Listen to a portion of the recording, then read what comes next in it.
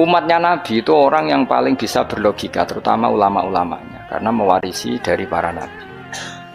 Maka saya bayangkan nanti kalau ketemu Allah itu umatnya Nabi itu paling nyaman, terutama sing gelem ngaji. Nah sing gelem wiridan tok itu masih tidak cukup, sing gelem ngaji. Karena wiridan itu kan apa ya tadi ya, kalau tidak ada ngajinya itu kadang melahirkan khayal. Makanya ulama dulu itu nggak boleh muridnya wiridan sebelum ngaji, karena apa, ilmu itu dimulai dari nazar. Nazar itu berpikir, baru bisa menentukan Tuhan. Makanya awal wajib manusia itu kuling dzuru madza fis samawati wal ard. Kamu harus berpikir. Setelah berpikir makrifat, setelah makrifat baru ilmu.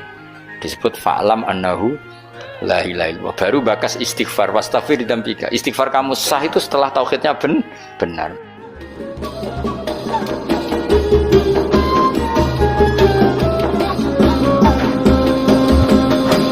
Nanti orang masuk surga itu berkelompok, orang masuk neraka juga napa? Berkelompok. Dadi wasiqal ladzina taqaw rabbahum ilal jannati napa? Sumara. Terus wasiqal ladzina kafaru napa? Wasiqal ladzina taqaw rabbahum ilal jannati sumara. Nggih wasiqal ladzina kafaru ila jahannam napa? Sumara. Sama-sama kita ini kelompok. Nah, kemudian kelompok itu ya ada sisi positifnya, yaitu rapati wedi mergo bareng-bareng. Nah, sisi negatifnya itu berkategori, no? Berkategori. Jadi misalnya ini cerita-cerita ning dunia wali. Ketika kita iman tuh kategorinya wong iman apa wong kafir? Wong iman. Jadi kategori itu status. Sehingga apapun faseknya kita karena iman tetap diletakkan bareng wong sing iman. Itu dulu ukurannya. Yang kafir apapun soleh sosialnya tetap dikategorikan orang apa? Kafir. Apapun soleh sosialnya. Kemudian di internal kategorisasi itu, misalnya sama-sama mukmin, terus ada yang mukmin fasik, mukmin soleh, setengah soleh, mukmin gaduh-gaduh, ya supaya ada semacam-macam, umat Islam atau Islam sing kumat. Tapi itu tetap berkategori apa? Mukmin.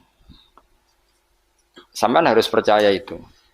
Nah, terus ngendikane pangeran yaumanad ukulla unasim bi imamihim. Kemudian manusia itu tak panggil sesuai status itu, kemudian tak panggil pemimpinnya. Nah, di sini ulama ahli sunnah berpendapat, makanya orang itu harus punya imamul madzhab, imam dia yang diikuti dalam apa? Bermadzhab. Karena nanti yang bertanggung jawab itu imamnya. Jadi kemana masyhur guru nane Ki Bisri Abe Mbah Mus. Enak ditakoki pangeran rombongan. Takoki ketuane napa? Ketuane. Itu sebetulnya bukan guyonannya Ki Bisri, itu guyonan dari Syekhona Khalil. Masyhur itu dulu Syekhona Khalil Bangkalan itu gurunya Mbah Hasyim Asy'ari itu. Itu kalau nalkin mayit sing wis matek ning kuburan itu.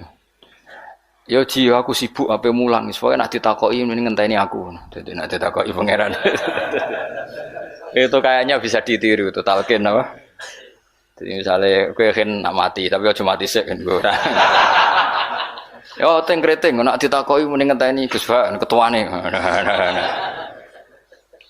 Dan dengan aku mati takoki pangeran yang mending ngenteni ketuaku. Misalnya Mbah Mun ngenteni ketuane sampai tok Kanjeng Nabi. Pas tok Kanjeng Nabi mungkar nakir serawani. Jadi itu tak warai ya. Jadi, nah. Tapi nak kowe ra bakat keramat, muni ngono wis dijiotosi. Mergo dijiotosi karena dianggap itu. Nah, kula pun punya sekian cara untuk mengalahkan malaikat itu. Jadi sampean bisa neriru ijazah saya. Tapi itu syaratnya ngalim, agak berat. Itu ada kiai ditanya, "Marabbuka?" Itu jawabnya lucu. Sing mulang tauhid ning donya iku aku. Kowe ora tau mulang malah takok. Maksudnya saya ini guru tauhid apa? Nah, aku itu semucal lagi Datul Awam. Sok poso ini saya nanti baca Jawharatul Tauhid. Karangannya Ibrahim Al-Laqani yang nyarai Mbah Mun. Jadi nanti puasa nanti saya. Karena untuk tadi untuk jawab malaikat. Guru tauhid ditakoki marabbuka supaya punya peradaban. Malaikat itu punya peradaban. Masuk guru tauhid ditakoki apa? Marabbuka. Itu sudah saya niatkan itu. Sudah itu. kamu nggak boleh mengingkari keramatnya para wali karena setelah mukjizat itu adanya keramat kayak Sayyidah Maryam. Makanya menurut mazhab ahli sunnah kita harus diantara yang harus kamu imani adalah adanya keramat. Keramat itu di bawah mukjizat. Kalau mukjizat milik Nabi, kalau keramat milik para wali. Contoh paling gampang itu Maryam. Maryam itu nggak mungkin Nabi karena syaratnya Nabi harus lelaki. Tapi beliau punya keramat yang bahkan Nabi Zakaria itu ngakui keramatnya Maryam. Anna lagi hada qalat huwa min indillah. Karena Maryam itu selalu dapat makanan yang tidak wajar. Dan itu disebut keramat karena Maryam tidak mungkin berstatus apa? Nabi karena beliau perempuan. Semua nabi adalah laki-laki. Kamu tidak usah protes secara gender. Kenapa nggak boleh perempuan jadi nabi? Ya malah ribet. Pas ngaji suwi gue kayak delok raine apa ngaji kan ya jelas. Karena nggak mungkin nabi terus nggak cantik, nggak boleh. Nabi jelek itu nggak boleh. Semua nabi kalau cowok ya ganteng, andai kan perempuan ada nabi juga harus cantik. Wah itu pak terus piye nak ngaji. Terus nak dibojo. Sing wedok lurah, sing lanang kan Pak lurah. Sing wedok nabi, sing lanang mempanjang lah itu bisa itu. Saya kemarin tuh baru seneng sinau kitab Tauhid yang dikarang orang-orang yang ahli matematika. Namanya Imam Amudi. Imam Amudi itu pakar matematika.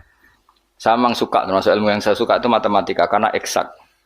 Dia penulis matematika mirip aljabar lah. Dulu di antara penemu matematika namanya Khawarizm yang menemukan apa? Aljabar angka nol itu ya, angka nol. Dulu itu orang nggak tahu kalau satu ya dua terus. Imam Amudi ketika di depan Mungkar Nakir beberapa malaikat penguji itu Allah manggil gini kan orang itu sukanya ngarang usul fikih sama matematika sampai muridnya curiga ini masuk surga enggak guru saya itu karena nggak pernah ngajar tasawuf, nggak pernah torekoan, nggak tahu mujahadan itu semuanya dia itu. Kalau saya mlebu swarga kan wis pantes mulangi tafsir.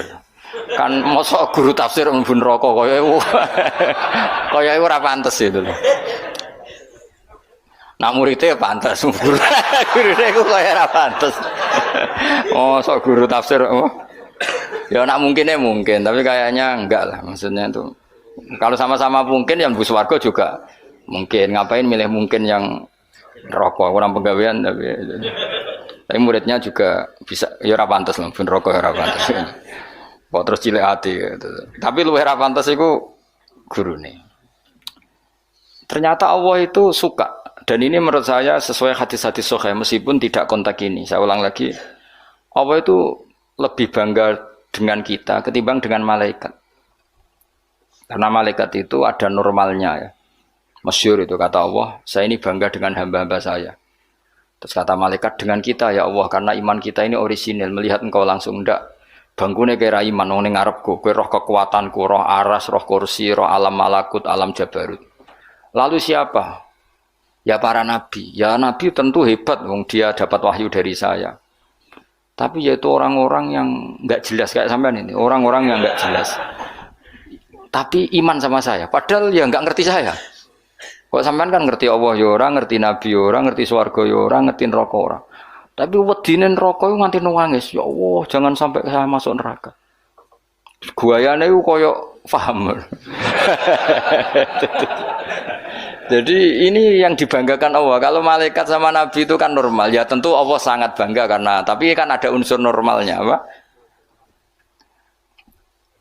Nah, tapi ada orang yang cara melihat Allah itu dengan ilmu matematika. Imam Amudi itu akhirnya dipanggil Allah ketika muridnya mimpi itu. Lalu engkau di mana guru? Allah perlakuan kepada engkau gimana? Wong penggaweane mau ngomong matematika. Jadi dia itu guru matematika. Tapi mulang usul fikih. Tapi dulu guru itu enggak digaji terus enggak PNS enggak ya guru saja. Ikhlas. Karena enggak ingin umatnya Nabi bodoh. Nah, gue kan enggak ingin kamu miskin terus mulang karena jadi itu beda sekali. Jadi dulu itu di mana-mana dulu guru ora rido nak umat Kanjeng Nabi bodoh. Kayak kula niki guru tenan, ora rido nak umat Nabi bodoh. Nak kowe kan gak mulang mergo ora rido nak kowe miskin. Akhirnya golek sing gaji, nak gajine kurang ya pindah. Soale iku ora guru iku. Iku pekerja napa? Tapi ya apik lah timbang nyolong. Ya tapi ya ndak kelasnya guru. Maksudnya guru itu ya orang yang selalu mengajar itu guru. Jadi gaji maupun Tidak kaji itu. Kalau itu profesi apa? Tapi ya baik. Imam Amudi itu ngipi, muridnya tuh ngipi itu malaikat dikumpulkan sama Allah. Terus ditanya sama Allah, ya Amudi, kamu kok tahu kalau saya Tuhan dan kenapa kamu tahu kalau saya satu? Wahid itu satu. Kan tadi Allah mengingatkan saya ini Al-Wahidul Qahar, zat satu. Terus dari Imam Amudi, ya malaikat Allah, hei para malaikat, kamu harus belajar matematika. Malaikat diam semua, karena asing kan. Matematika itu asing. Ini betul, ini kisah wali. Sampean kan gak wali, jadi rara ceritanya. Ini ada di kitab-kitab dan semua wali pasti tahu cerita itu. Kalau ndak ya ndak wali atau wali amatir baru latihan. Ya malaikat Allah, para malaikat, nisbatus naini ilal wahid wasalis warrobe iku kanisbatisnaini ilal wahid. Wal wahid la nisbatalah fa innahu aslun. Pokoke kowe nak gawe angka iku mesti siji loro. Satu dulu. Setelah satu ada dua, ada tiga, ada 4 sampai 5. Jadi fanis batul khamsah ilal wahid awisnaini ilal wahid awisalas ilal wahid kullun ala haddin sawa. Kamane jenenge angka itu satu dulu. Ana 5 ya ko 4, 4 ko 3, 3 ko 2, 2 ko 1. Jadi gak mungkin far'ul wujud ilama la nihayatallah itu sepodo wae kok kanis batisna ini ilal wahid. Mbok mau judat itu jumlah miliatan tetap far'ul wahid, cabang dari angka 1. Malaikat ora iso jawab kabeh, pinter tenan kowe. Terus awas seneng, yo iku jenenge ulamaku. Jadi matematika wae dadi tauhid. Akhirnya Allah ngendikan, ngono kok ape mbok takoki marbuka. Lan aku direncana mau usul fikih karangane Imam Amudi. Tanggung nglawan malaikat mau apa sing ngono malaikat. Nah nganti ditakoki, aku guru apa? Tauhid. Aku lah zaman sekolah teng MGS Madrasah Sarang, Madrasah Babai Lukman. Iku anggere bocah pelajaran tauhid untuk papat. Wah, iku gak ahli swarga. Mergo tauhid jeblok. Tapi anggar sing tauhide untuk 7 8 senajan to fikih 5 tasawuf papat itu ahli swarga. Nanti malaikat itu merujuk rapot ini. Jadi jare malaikat itu merujuk. Jadi nak rapote kok tauhide papat neraka, mergo tauhide jeblok merah. Tapi nak tauhide 8 swarga. Nah ini kita tidak tahu malaikat itu apa merujuk rapot apa tidak sadar. Tapi yang jelas di cerita keramat itu Allah itu bangga dengan argumen yang dibangun umat Rasulullah Shallallahu Alaihi Wasallam. Makanya masyhur itu Nabi ngendikan. Masyhur itu Nabi ngendikan saya rindu pada ikhwani itu teman. Terus sahabat pada ngendikan alasna ikhwanaka ya Rasulullah, bukankah kita ini temanmu? Lah dari Nabi, antum ashabi, kamu itu sahabat saya, tapi saya rindu teman-teman saya. Siapa itu ya Rasulullah? Man amana bi walam yaroni, mereka iman saya padahal tidak melihat saya. Itu Allah lebih rindu lagi dan Allah membanggakan hamba-hamba ini yang enggak jelas ini semua itu mengalahkan para malaikat. Tentu dalam konteks itu karena malaikat ketika iman kowe wajar iman, memang kamu tahu saya. Tapi umatnya Muhammad sudah tidak ditunggoni Muhammad, enggak ditunggoni kekasih saya, tapi tetap iman pada saya. Lalu dengan cara apa? Dengan cara akalnya masing, termasuk yang ahli matematika, nisbatus naini ilal wahid wassalasa wal khamsa, semuanya sama, far'ul wahid. Fal wahid wal aslu wa ghairul wahid far'ul asli. Fal kullu minal wahid. Malaikat harus merungokno iku. Karena semua angka mesti dimulai dari 1. Ya wis.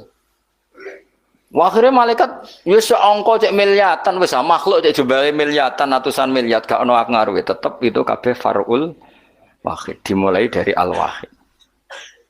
Karena dia ahli matematika, dia berargumentasi dari nisbatul isnen sampai salasah kabeh iku ning nisbate ning siji iku cabange. Maksudnya iku asal usule tetep siji. Mulane banyak ulama anak gawe mbah guyonan mbok tenan tapi ya rodok tenan tapi rodok tenan artine ya coba imani tapi kudu mbok imani. Iku nak darani Quran dikumpulno ning Fatihah, Fatihah dikumpulno apa? Ning bismillah, bismillah dikumpulno ning ba.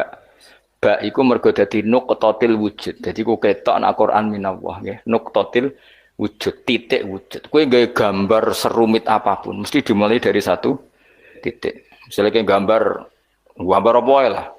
Gambar pesawat ceblok, cek buta, cek gambar rugen keriting misalnya. Tetap dimulai dari titik. Nah titik ini disebut nuqtatil wujud, apa? Nuqtatil wujud. Maka ba itu disingkat oleh ulama bi, kata ulama bi kana makana wa bi yakunu ma yakun. Jadi bi sebab ingsun, kana makana karena saya sesuatu yang terjadi ya terjadi, yang wujud ya wujud. Wa bi yakunu ma yakun, dan karena saya juga sesuatu yang akan wujud nanti akan, berarti ba adalah nuqtatil wujud, awal daripada wujud. Tentu maksudnya adalah Allah Subhanahu wa taala. Allah ini nuqtatil wujud. Nah, kenapa kita butuh angka 1 bukan angka 0? Karena 0 itu di matematika itu adamiyah. Sesuatu yang enggak ada kalau di depan. Kalau di belakang enggak apa-apa, dihilangkan. Tapi kalau di depan enggak bisa. Maksudnya 0 itu nggak boleh mendahului 1. Artinya gini, alam ini kadung maujud. Kalau alam ini kadung maujud, nggak boleh diciptakan oleh 0. Mesti diciptakan 1 atau yang wujud. Karena nggak mungkin sesuatu yang tidak wujud menciptakan yang wujud. Ya sudah, akhirnya berarti hadhil maujudat yang jumlahnya tidak terhingga ini dimulai dari 1 wujud. Sama angka 2, 3 seterusnya dimulai dari 1. Maka engkau ya Allah harus 1. Akhirnya malaikat itu taslim. Sekamane itu Allah ngendikan, wong ini kok mbok takoki marbuka. Malah diterangno malah pusing kira-kira kan gitu. Nah, umatnya Nabi itu orang yang paling bisa berlogika, terutama ulama-ulamanya, karena mewarisi dari para nabi. Lan kula niku suwun, wae kula suwun jenengan nek ape mati, pokoke latihan tauhid mulai saiki sehingga pas ape mati niku pun benar. Misalnya latih saja ketika kita masih hidup normal gini, kita tidak tahu cara kita hidup. Kita tidak tahu cara bekerjanya oksigen. Kita tidak pernah tahu caranya bekerjanya jantung, paru-paru dan sebagainya. Kalau kita pengguna iya. Kalau tahu dengan makna tahu iya, tapi tidak dengan makna memulai dan menciptakan. Kadang kita sok tahu, wah sistem jantung gini-gini, maka kalau rusak bisa diring gini-gini. Tapi lagi-lagi pertanyaannya, sistem jantung begini-begini itu dari setelah ada apa kita yang menciptakan? Setelah ada, kita sebetulnya hanya menyaksikan. Nah artinya apa? Zaman kita hidup pun sebetulnya tidak pernah tahu cara hidup kita. Sama setelah kita mati juga nggak tahu caranya kita hidup lagi. Berarti hidup dan mati adalah sama.